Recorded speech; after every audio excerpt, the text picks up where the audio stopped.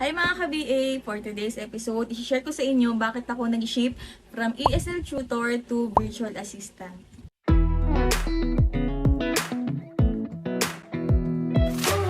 During pandemic, lahat tayo naghahanap ng mga side hustle. So, naalala ko nung pandemic, nung kasagsagan talaga ng lockdown, hindi kami pinapapasok sa office nun before. Nag-work pa ako sa corporate nun. And syempre, yung mga benefits, tinanggal na sa company or nabawasan. So, ikaw, syempre, meron kang mga ibang expenses, kailangan ma-maintain mo yung ganong natatanggap mo monthly.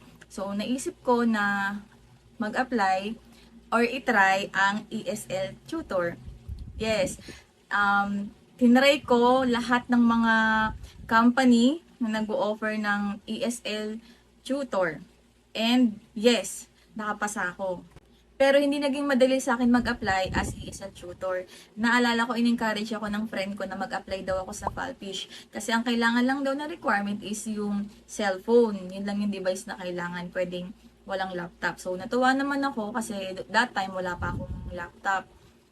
Sabi niya, wala rin daw demo and interview. So, natuwa ako lalo. Nag-download ako. And then, during application, pagpasa ko, failed agad. So, pero naalala ko, nagpasa ako noon ng parang introduction or magbasa kailangan mo magsalita, magpasa sa kanila ng record, voice record mo. Yun. And then, next naman is, nag-apply ako sa Weblio and sa ABC Tutor. Nakalimutan ko na eh. Basta meron siyang ABC. Yun. So, ayun, hindi na naman ako nakapasa, pero hindi ako nawala ng pag-asa. Yung last kong in-applyan is yung ACADSOC. Sabi ko, kung hindi ako makakapasa dito sa ACADSOC, alam ko marami pa yan. Magtutuloy-tuloy pa rin talaga ako. Ayun. Pero sa ACADSOC, nakapasa ako. Yung naging experience ko naman sa ACADSOC is medyo naging mahirap. Kasi that time, meron pa akong work sa corporate. So, pag umuwi ako ng 6 or 5, ganyan, mga 7 to 10, ayan, yan yung schedule ko naman. So, syempre, nakakapagod kasi kailangan kapag ESL tutor ka, kailangan, lively, lagi kang active. Hi, I'm Teacher Yani. I'm your online English tutor. Ganon. So, hindi naman, yung energy ko kasi parang minsan malakas, minsan parang mararamdaman ko na yung pagod eh. So, ayun, yun yung sinukuan ko sa pagiging ESL tutor. Then, nag-start na ako manood ng YouTube about freelancing or virtual assistant. Yun, so, inassess ko yung sarili ko kung, sabi ko kung para sa akin ba to, kung kaya ko ba to. Kasi, ang daming niche pero yung niche na yun hindi ako familiar.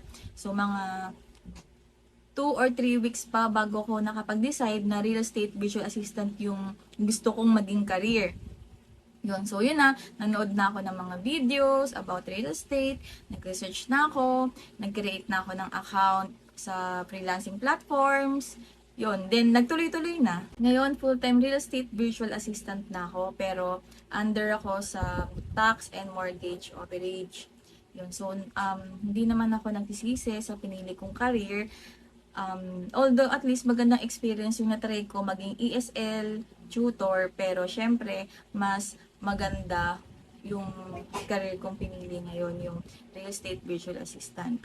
I-consider nyo rin mga ka-VA yung ESL tutor kasi maganda siyang experience and may mga company rin naman na mataas magbigay ng offer. So, yon. Sana nakatulong ako sa video na to. Thank you!